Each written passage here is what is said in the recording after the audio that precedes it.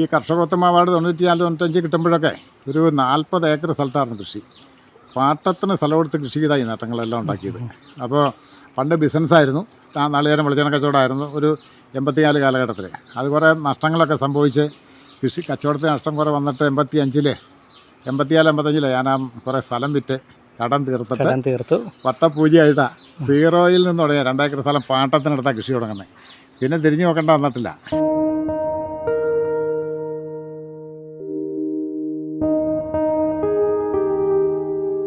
ചേട്ടാ നമസ്കാരം. നമ്മൾ ഏറ്റവും വ്യത്യസ്തമായിട്ടുള്ള ഒരു ജാതിയുടെ അടുത്താണല്ലോ നിൽക്കുന്നത്. എന്താണ് ഈ ജാതിയുടെ പേര്? ഇതിന്റെ പ്രത്യേകത എന്തൊക്കെയാണ്? ഈ ജാതിയുടെ പേരെന്ന് പറഞ്ഞത് മൾട്ടി റൂട്ട് ലോങ് എന്നാണ് അതിൻ്റെ പേര്.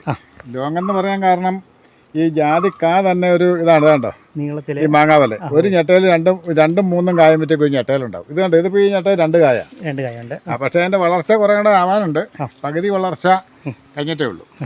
പിന്നെ ഇതിൻ്റെ വേറെ കാര്യം, പത്രിക്ക് കട്ടി കൂടുതലാണ്. ഇതിൻ്റെ കായും വലുതാണ്. അപ്പോൾ ഫ്ലവറായിട്ട് പത്രി കിട്ടുകയും ചെയ്യും. ഒരു 300-325 പത്രി ഉണങ്ങിയ 1 കിലോയും 70 മുതൽ 80 കായ ഉണങ്ങിയ 1 കിലോയും കിട്ടും. അപ്പോൾ ഇതിനുള്ള ഗുണമെന്ന് പറഞ്ഞാൽ കമ്പോളത്തിലെ ഏറ്റവും ടോപ്പ് വില ഇതിന് കിട്ടും.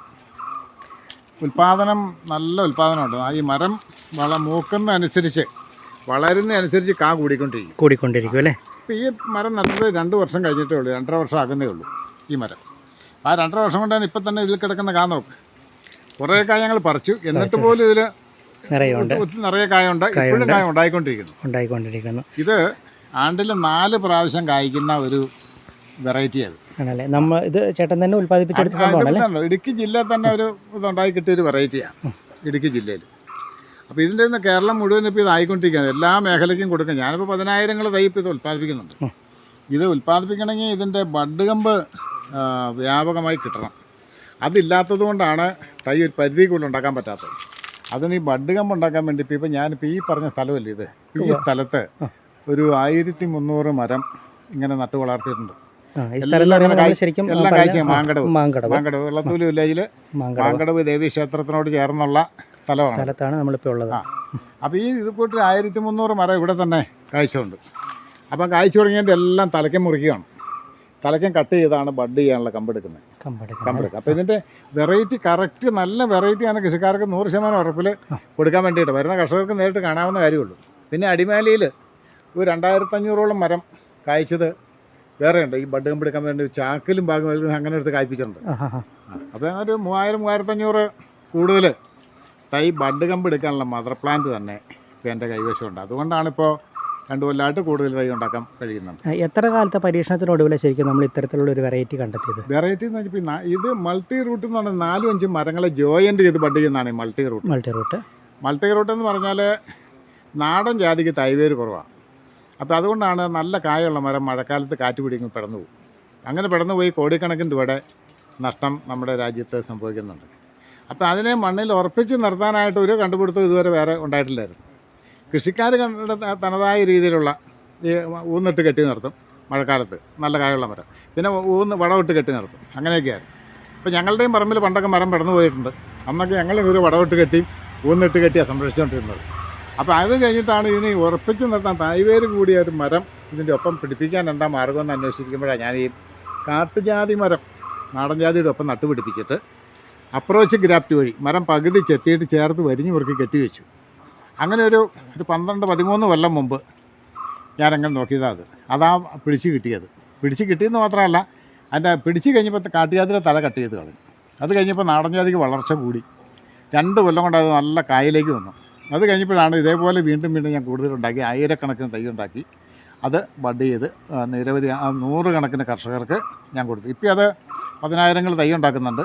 കേരളത്തിൻ്റെ എല്ലാ ജില്ലയിലും തമിഴ്നാട്, കർണാടക, ആന്ധ്ര വരെ ഇപ്പോൾ ഈ തൈകൾ കൊടുക്കുന്നുണ്ട്. അത്രയൊന്നും ബുക്കിങ്ങുണ്ട്. തൈ കൊടുക്കാൻ തികയുന്നില്ല എന്നുള്ളതാണ്. ഇപ്പം മറ്റുള്ള ജാതിയുടെ തൈകളെല്ലാം നമ്മൾ നടുന്ന സമയത്ത് സാധാരണ ചെറിയൊരു കുഴി എടുത്താണ് നടാറുള്ളത്. ഇത് വലിയൊരു ആഴത്തിലുള്ള കുഴികളാണല്ലോ ശരിക്കും ഇതിനെടുക്കുന്നത്. അല്ല, ആഴത്തിൽ ഒരു പരിധി കൂടുതൽ 4 അടി ചുറ്റളവ് 4 അടി താഴ്ച.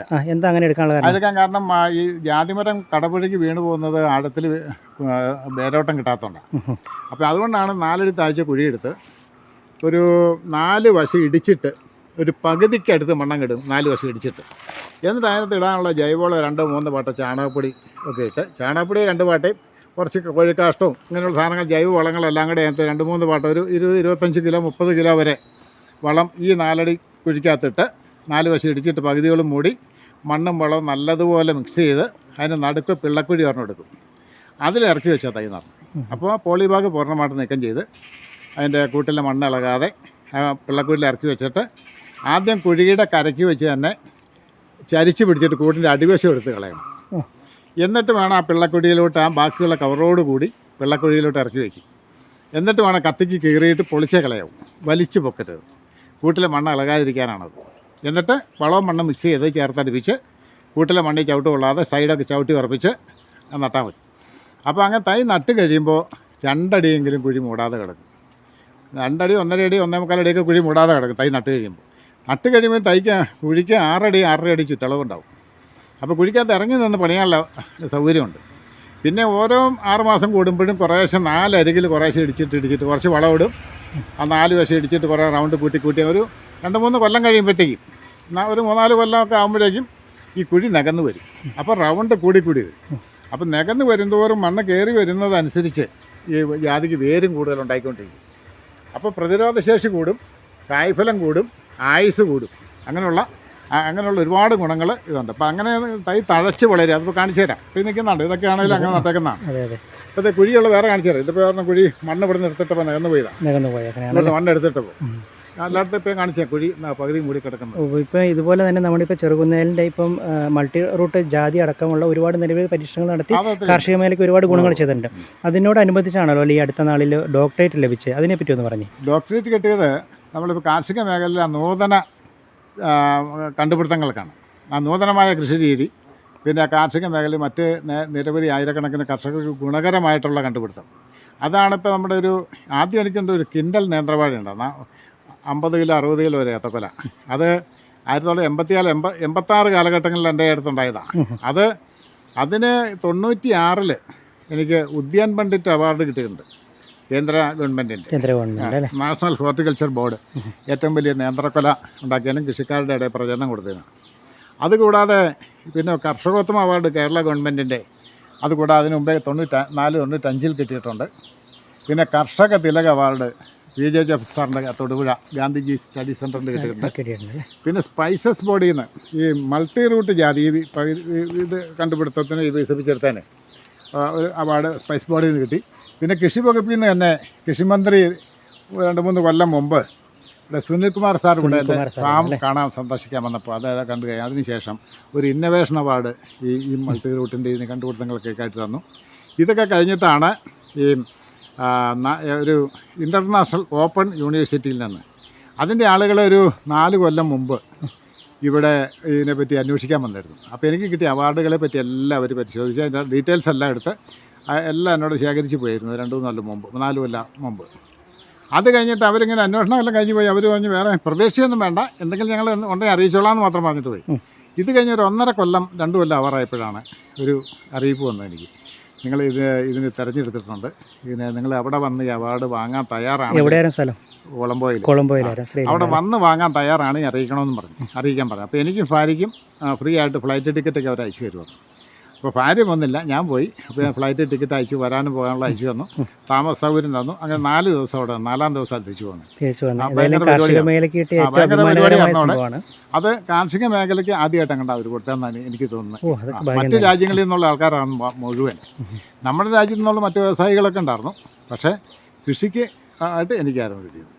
അത് ഒരു സംഭവമായിരുന്നു. അതിനുശേഷം ഒത്തിരി പുരസ്കാരങ്ങൾ ഇവിടെ വന്നതിന് ശേഷം നമ്മുടെ നാട്ടിലും കിട്ടിയിട്ടുണ്ട്. എന്തായാലും വളരെ സന്തോഷം തന്നെ.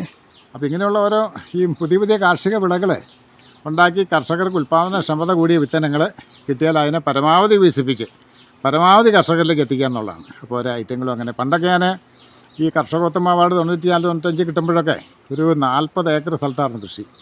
പാട്ടത്തിന് സ്ഥലം കൊടുത്ത് കൃഷി ചെയ്തായി നേട്ടങ്ങളെല്ലാം ഉണ്ടാക്കിയത്. അപ്പോൾ പണ്ട് ബിസിനസ്സായിരുന്നു, നാളികേരം വെളിച്ചെണ്ണ കച്ചവടമായിരുന്നു ഒരു 84 കാലഘട്ടത്തിൽ. അത് കുറേ നഷ്ടങ്ങളൊക്കെ സംഭവിച്ച് കൃഷി കച്ചവടത്തിന് നഷ്ടം കുറേ വന്നിട്ട് 84-85 ഞാൻ കുറേ സ്ഥലം വിറ്റ് കടം തീർത്തു വട്ടപ്പൂജയായിട്ടാണ് 0-ൽ നിന്ന് തുടങ്ങിയ 2 ഏക്കർ സ്ഥലം പാട്ടത്തിനെടുത്താൽ കൃഷി തുടങ്ങുന്നത്. പിന്നെ തിരിഞ്ഞു നോക്കേണ്ട വന്നിട്ടില്ല. അതിൽ നിന്ന് ഒത്തിരി നേട്ടങ്ങൾ ഞങ്ങളുടെ കുടുംബത്തിൽ ഒത്തിരി അംഗങ്ങളുണ്ടാകുന്ന സഹോദരങ്ങൾ എല്ലാവരും ഈ കൃഷിയിൽ നിന്ന് കാശുണ്ടാക്കി തന്നെ എല്ലാവരും രക്ഷപ്പെട്ടത്. അപ്പോൾ കൃഷിയിൽ നിന്ന് ഒത്തിരി നേട്ടങ്ങൾ അങ്ങനെ ഉണ്ടാക്കാൻ പറ്റും. കൃഷി ചെയ്യാനുള്ള താല്പര്യം വേണം, നല്ലൊരു മനസ്സ് വേണം, ഒരു ഉദ്ദേശ ലക്ഷ്യത്തോടു കൂടി നമ്മളൊരു അർപ്പണബോധത്തോടു കൂടി ചെയ്താൽ ഏതൊരാൾക്കും ഏത് ഉയരത്തിലും എത്താൻ കഴിയും എന്നുള്ളതിൻ്റെ ഒരു ഉദാഹരണമാണ് എൻ്റെ ഒരു അനുഭവം. വളരെ വിലപ്പെട്ട നിർദ്ദേശങ്ങളാണ് നൽകിയിട്ടുള്ളത്. Thank you.